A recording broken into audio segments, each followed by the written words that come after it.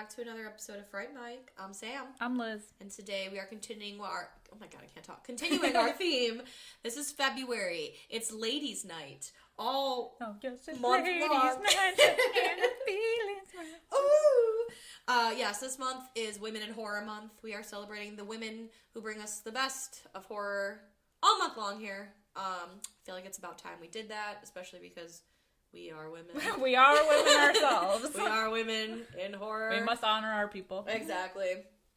So we are continuing today. Our journey is taking us from 2000 into 2019 with a fun little ditty. This was a really fun movie that I think we both discovered during quarantine. Yeah. 2020. It is Chelsea Stardust's Satanic Panic. Released in 2019, Satanic Panic has a 5.6 out of 10 on IMDb. It is a 63% on Rotten Tomatoes, which is interesting because last week we did American Psycho, which is a classic, a gem, like a great fucking movie. Not saying that this is not a great movie, but it only got a 69% and this got a 63%. And I feel like they're very different. Rotten Tomatoes is so confusing. I know, it's really weird. I saw the tomato wielders are confusing. No. When do you hold and when do you throw? Why do you do what you do? And this movie is great because Satan and pizza. And Rebecca Romaine. What more could you want? I know, that's honestly fucking true. Although nobody eats pizza in this movie. I know. Well, it has corn on it, which is gross. Oh, yeah, sick. Foul. Fucking nasty. It's like putting, I don't know, like sardines or some shit. Or pineapple, you psychos. Oh, yeah, no. Hopefully nobody out there eats pineapple on their pizza. A lot of or people put do. Pineapple on their fucking grave. It's just a weird combo. How does it even work? I feel like warm pineapple and... I don't know, man. I can't fathom that. No. I don't get on with that. Definitely not my kind of pizza. No, I'm a boring, basic, just cheese. Cheese and sausage if I'm feeling spicy. Yeah, but so this movie has it all. It's interesting. Yeah, so we both watched it in quarantine. I believe it's a Shudder exclusive. I don't know. We both own it. Yeah. But it's on Shudder if you're looking to watch it. And I highly recommend you do because it's so interesting. It has a killer soundtrack. I feel like such an idiot. The title card is so sick. So sick. And the main character's name is Sam, which come on. Hello. And they talk about the code of the Sams. Is there actually a code of Sams? Have you met another Sam that's helped you out? Yeah. I'm sure I have. I know that anytime I have a guest or a client at work and their name is Sam, they're always very cool, always very chill. We get the vibe. So it's like the code of the Sams without saying code of the Sams. It's an understanding. It's an understanding, yeah. Sams are usually really chill, really cool, just all around good guys. Like George of the Jungle. Anyway, yeah, no, this movie's got the code of the Sams. It's pretty sweet. Like you said, pizza. It's got Rebecca Romaine and her husband Jerry O'Connell. Chris Splitman in it. I love him. His fucking line in this movie, where he's like, "They're gonna render my fat for soup." And he's so cheery about it. He has so many. He's not even in the movie for that long, but I loved that scene that they're in together. So fucking funny. Jesus Christ. How dare you make me do this? I'm a feminist! So great. I love it. I know. So basically, Sam is a pizza delivery gal. Yeah, yes. Who has the unfortunate task of delivering a pizza to, a really super hoity-toity rich neighborhood. It's out of their jurisdiction, but... It is, but she's desperate. She's desperate. She needs some cash. And, it's always funny because I love movies where... the rich are, the insane people. Because I feel like it's true. Especially in, those gated communities. What are you people up to? This movie would have been such a good pairing had I not... Well, I don't think it's directed by a woman. I have to double check. But, that movie Monster Party.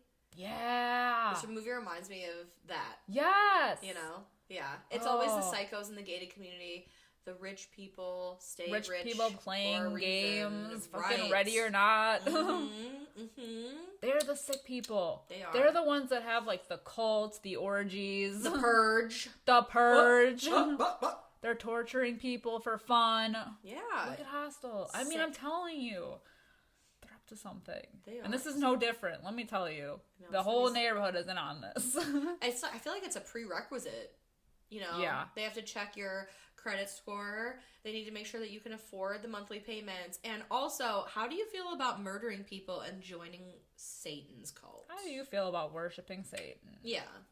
It's like, what? I know. You know what? And as I was rewatching this, it kind of reminded me of, like, almost like a Stepford Wives kind of movie where it's like, there's, like, an understanding in this community. Mm-hmm. And a hierarchy. Yeah, there's a hierarchy. There's, like, people who have, like, certain jobs and, you know, I don't know, just because of the fact that, like, the entire neighborhood, like, knows what's going on and, like, they, you know, they, like, sacrifice their own children for this cause. Yeah. It's very Stepford.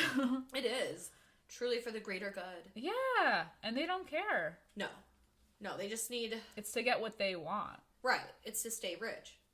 The rich stay rich and... Be powerful. Right. Their daily dues. I know, this neighborhood is fucking wild. Yeah. She goes to, what is it, Mill Basin? Mill Basin, yeah.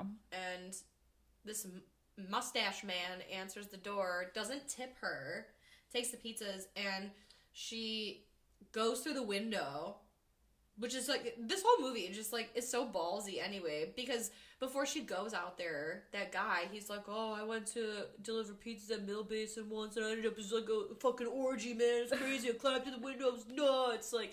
I love when he says the line, I went in a pizza boy and came back as a pizza man. So she just, like, takes it upon herself to do the same. She was like, no tip! And she drives a little Vespa, which won't start, so she needs the money for gas. And she just is, like, awkwardly in this dinner party, like, excuse me, did you see a pale man with a mustache? Dead behind the eyes. Yes. And Rebecca Romaine is, like, the cult leader, and there's this chick, Gypsy, who wears a turban and has an annoying voice, and she's, I don't know, she wants to be the leader. There's, like, a whole situation, and they're looking for a virgin. That they were supposed to have a virgin, but in the beginning of the movie, we see that the virgin is not a virgin anymore. And so we think she's dead. Yeah. But she comes back later. It's this whole thing. Yeah. It's a whole thing. And they're trying to summon Baphomet. Yeah, Baphomet.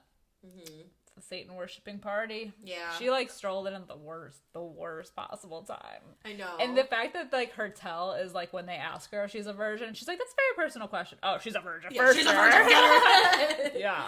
And that's when we get the epic scene of her and Jerry O'Connell, where he's like, yeah, my fucking bitch whore wife, you know, she locked us in here. Yeah. She's gonna kill us all. And don't tell me you're a virgin. Oh, you are a virgin. Oh, well, let's fix that, because otherwise they're gonna sacrifice you to Baphomet. He's in his, like, fucking underwear, his, like, tidy whities. Just I'm a feminist. I love when because she doesn't believe him. She's like, yeah, okay, she's just looking for a way out. And, you know, he's like, yeah, you don't even know what you walked into. They're Satanists. And she's like, my neighbor was a Satanist, and he's a vegan. Yeah. It's, like, such a joke. Like, sure, Jan. So it's, like, not until he tries to rape her, you know, to, like, quote-unquote save her. Yeah, and his attempt to save her by taking her virginity. Yeah, and then there's, like, a gun involved, and he accidentally shoots himself in the face. Yeah. And then she gets away. And then when they find his body, she, like, grabs his little weird soul thing. Oh my god, she's literally fisting the bullet hole. She's, like, quite literally, like, elbow deep in his neck hole. To get his soul. You're like, what? At first she kind of is, like, poking at it with her finger, and then it's whole arm in there, like those people who, like, deliver cabs. Yes, exactly. Just whole arm inside, like, yeah. She's crazy. I mean, I fucking love her in this. I love how chill everyone in this, like, everything is so bizarre, but everyone's so chill about it. It's great. Yes. She's like, oh, and then she pulls it out and hands it to her, and she's like, don't use my good casserole dish, but heat it at the oven for 400 degrees for 20 minutes. Right. Make sure you cover it with cemetery dirt. Like, okay, from the world's craziest kitchen. So our girl Sam, she's like beaten down doors. She gets let in by this babysitter, and she's like, "Oh yeah, it's just me and the monsters here." And then you hear screams. She hands her a soda, which you never drink anything that you didn't see someone prepare with your own eyes, especially from a stranger. Danger. Mm-hmm. These two little asshole kids steal her soda and they drink it, and then the one I don't know, he dies or passes out. I don't even know. Yeah. And then there's this whole drill dough situation. Oh my god, the drill dough. A drill dough, a kill dough. It's crazy. I know. She said it's a kill dough. I like drill dough more though. I do like drill dough. It makes the most sense. Yeah, this lady comes. I think it's the babysitter's sister. I don't know. She's got this crazy strap on, and it's literally a drill dough. And she gets stuck in the wall. Well, they skewer each other. It's a skewer. Yeah, because the babysitter gets the drill dough to the guts. And then the girl with the drill dough on, goes into the wall. I don't know. And she gets electrocuted. It's fucking crazy. It's a shish kebab. it's kill kebab. It sounds like one of those 1,000 ways to die things. Yeah. Oh my god, yes. So anyway, the girl that she heard screaming was Judy. Judy, who's Rebecca Romaine's daughter. Rebecca Romaine's name is Danica, if it matters. But yeah, so there's the girl from the beginning of the movie who we thought was dead, but no, she's not dead, because the girls who are dead, their parents were supposed to kill her, but they gave Judy to the daughters to basically, I don't know, fuck to death. I don't know. It's so weird. Well, yeah, and then, when Rebecca Romaine finds out that her daughter is still alive, she's like, "You were supposed to kill her," and he was like, "Yeah, I gave him to my daughters," basically to play with. Yeah. And they're all just sick fucks, and they're like, "Yeah, this is the way we're gonna do it." It's nuts. What? I know. There's but there's so much humor in this movie that you can't even be what the fuck too much, because it's just you just go with it. I mean, it's all ritualistic stuff, so you can't be like, "They're doing it wrong." What? Yeah, so basically from here on out, it's two parties. It's Sam and Judy, and Judy doesn't really give a shit about Sam until she sees the shish kebab. She's like, "Ooh, you're a natural born killer. You're coming with me." And then it's this whole situation where they're gonna try to find Judy, and they're doing that spell. I because love they have that her hair. scene. I know. When then she has to write all over her to reflect or deflect the spell. Yes. What do they seal her skin? Yeah, they have to seal her skin, but she's trying to write really fast, and she's frantic, but you see the worms that they're putting the doll. It's like a voodoo doll. Yeah. Into, and then she starts throwing up the worms, and the needles coming out of her hands and her eyes. Ugh. It's such a good scene. It's so cool. And then you get a little backstory on Sam, which I feel was not necessary, but whatever. That you find out she had cancer, her boyfriend. Yeah. Didn't she? She did too, right? Yeah. Then she got better. But he didn't. Yeah. Kind of thing. I don't know what that has to do with anything, but whatever. Friendship. Yeah. But that's how throughout the movie, anytime she gets overwhelmed, she says 2 fuzzy bunnies over and over again, and then at the end of the movie, we get the bunny. Yeah. But, yeah, it's this whole thing. Danica ends up getting spiked in the head. Yeah. It's so, she lures, I think his name is Duncan, the pizza guy. The other pizza guy.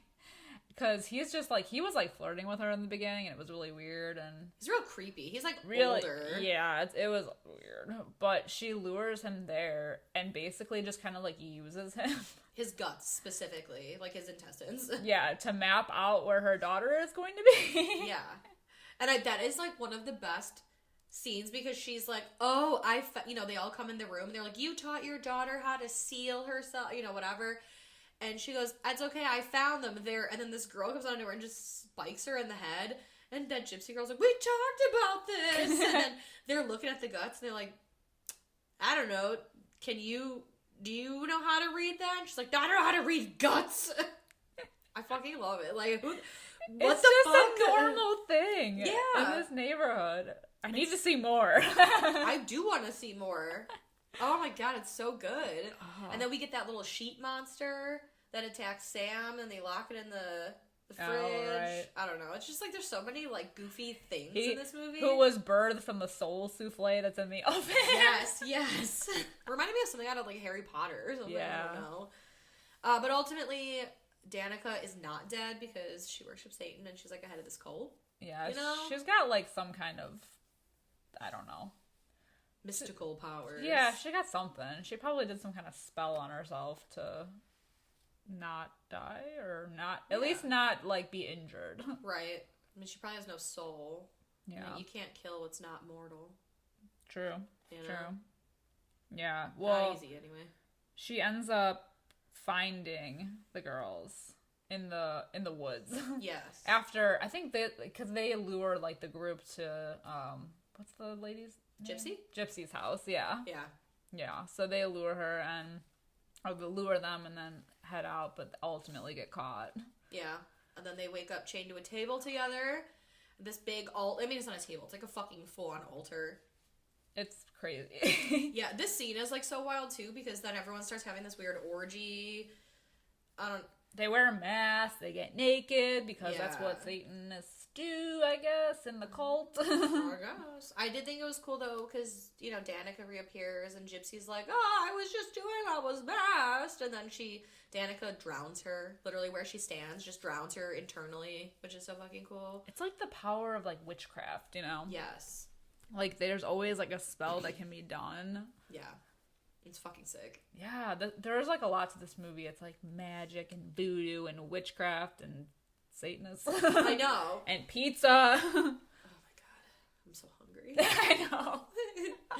But, yeah, so, basically, at the end, Baphomet appears, and then Sam is pregnant, and there's like a whole lot of things going on where like Sam then is like off the table, but she's pregnant, and then Danica kills Judy, and then all of a sudden Sam is transported to an empty park.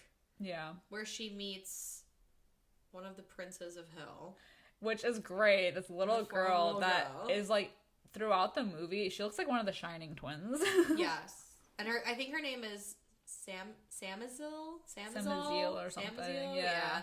So another Sam, and she was like, I forget, basically like, oh, there's a bunny there, and she was like, oh, you know, we have to ask the bunny if you can live, and, you know, she pulls out this like Code of the Sams thing, like, there's like 7 million Sams in the world, and you're the first one that I met that doesn't know about the Code of the Sams.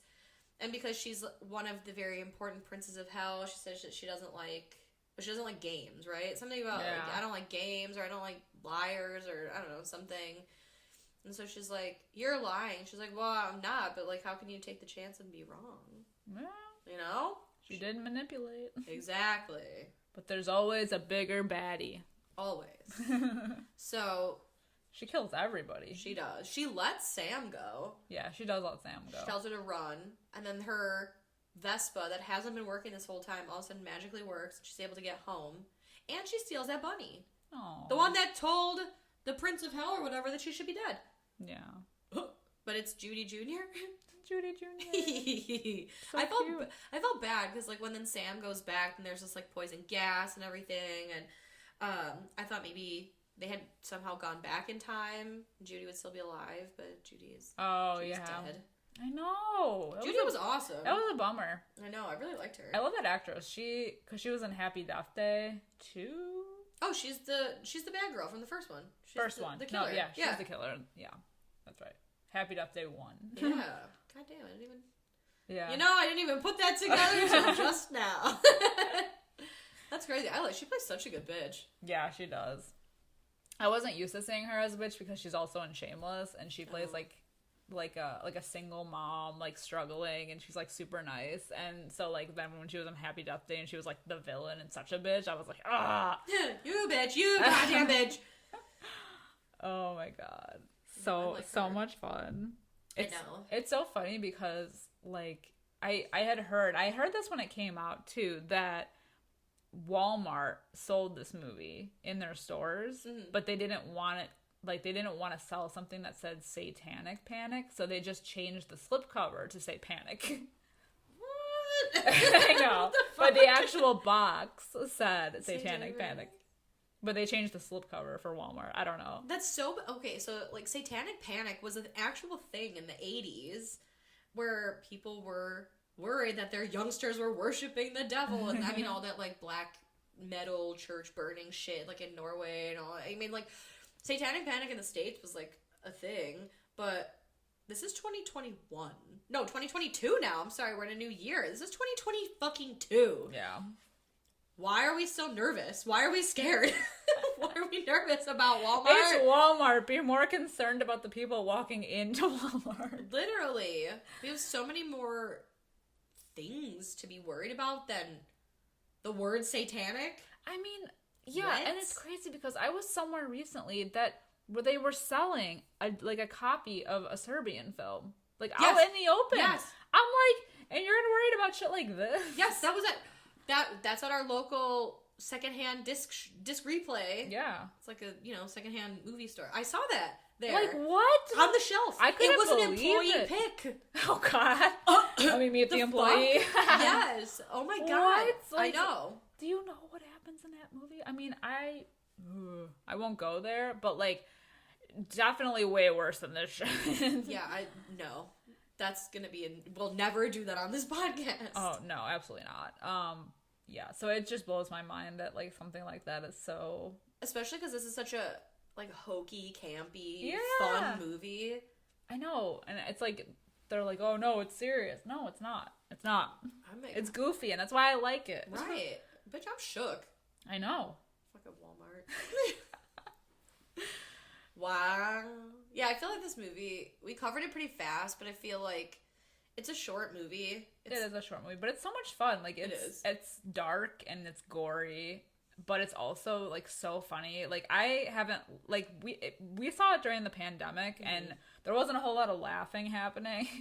So it was nice to, like, the one-liners in this movie made me laugh out loud. Yeah. And I still, since the day that I watched it for the very first time, I think of the Code of the Sams. And every time I meet another Sam, I think of the Code of the Sams. And I have mentioned it to other people. And I was like, oh, the Code of the Sams. And they're like, what the fuck are you talking about? And it makes me look like a loser, but it's fine. It's fine, guys. It's not fine. It's not fine. But I don't know. It's like this movie is a good time. It's a great time. Hopefully you can watch it. If you have Shudder, you should watch it. If not, just spend a couple bucks to rent it. Yeah. I bought it immediately after watching it because I loved it so much. It's just something different. If you like movies, like, I don't know, I keep comparing it to kind of like Ready or Not in a way. Yeah. But it has like that, like it's dark but it has humor in it. And it's like... And it's kind of like a cat and mouse kind of game or movie. Yeah. Cat and mouse game kind of movie. Also, I hate the term like girl boss, but it has major female empowerment, like girl boss energy, just with Rebecca Romaine being the head of the satanic cult, and then you've got Sam, the Code of the Sams, and they even show Samazal or Samaziel or whatever, the one of the highest princes of hell or whatever, in the form of a little girl. Even I just feel like there's a lot of a lot of women in power. Women in power. Yeah, yes. There really aren't a whole lot of men in this movie. Not really. At least I feel like. I mean, they are, but they're seen as like more insignificant to like accessories. Yeah. Yeah. Yeah. So it's everyone not... knows women run shit. Run Run the world. Right? Yeah, it's interesting. Yeah. So I love like female leads that are like that. Like almost like how like Elizabeth Hurley was in Bedazzled as like the devil, like just ready to kill on a dime. Yes, yes. So good. I love Rebecca Romaine though. She's gorgeous. Oh, I mean, so fucking gorgeous. It's irritating. I want to say Rebecca Romaine Stamos, but I know she hasn't been Stamos in like years. I'd love to be Stamos. Don't we all? Anywhere, anytime. He's still a snack. Oh my god. But I love Jerry O'Connell too. It's like an unlikely couple, but they're like adorable, and I just love it because Jerry O'Connell was like the chubby kid from Stand By Me who grew up into Joe's apartment and now he's like Jerry O'Connell, the man who watches Bravo and is married to fucking Rebecca Romaine. And then there's John Stamos, who's always just been so fucking hot. It doesn't fucking matter. But they both landed this hot bitch. Yeah. I do love Jerry O'Connell. I love him so much. He's in, like, the weirdest role. Like, so random. I know, like, last month we covered Scream, so we talked about him in Scream 2. And, like, he's in Piranha. Yeah. he's in Kangaroo Jack. Don't you talk shit about Kangaroo Jack. Like, what? Like, just, I know. Man, he's just happy to be there. I get that vibe from him. He just seems so, just happy-go-lucky. Like you said, he's just happy to be here. Happy to be nominated, man.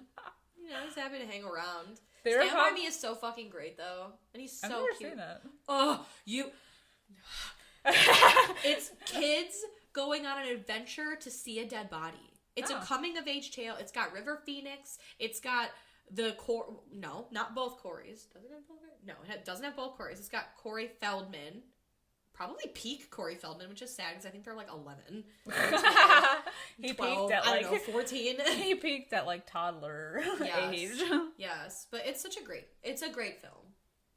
I will put it on my list of watching. Yes, and then watch Joe's Apartment, which is about Jerry O'Connell moving to New York and living with roaches.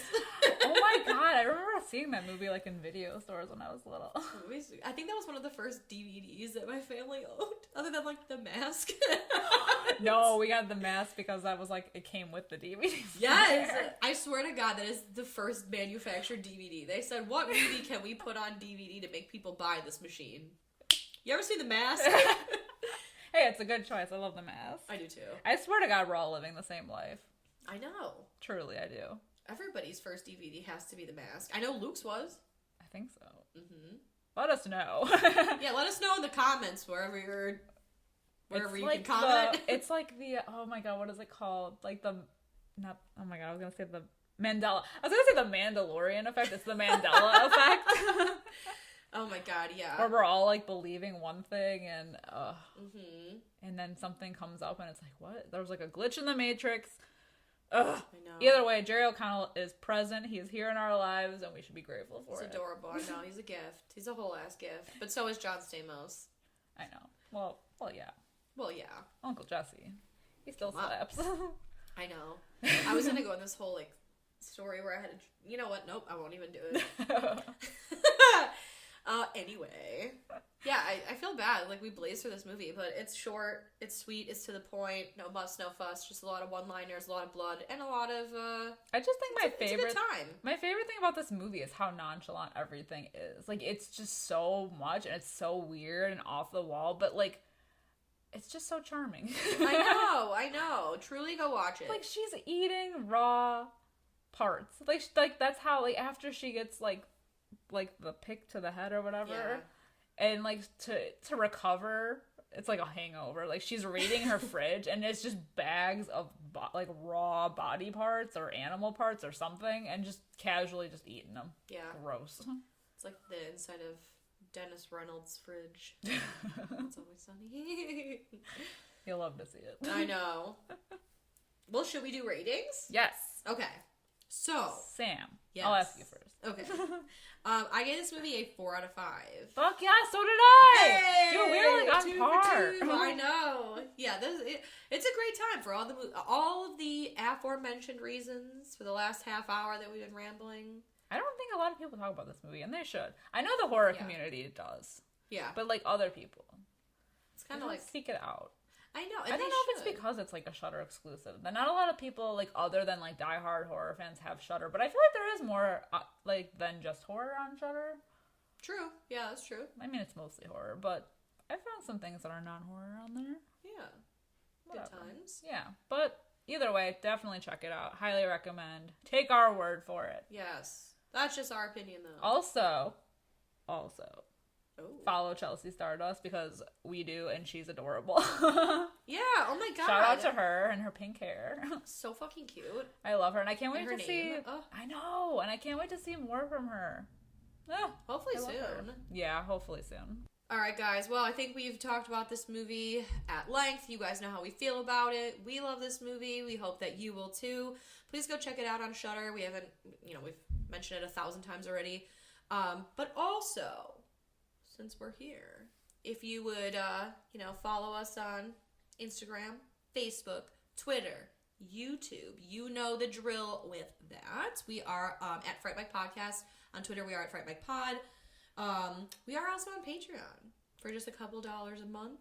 You don't say. I know, yes. You could just support our show, get all of our spooky bonus content. We have rankings, we have new movie reviews, we have our end of the year wrap-up show on the show.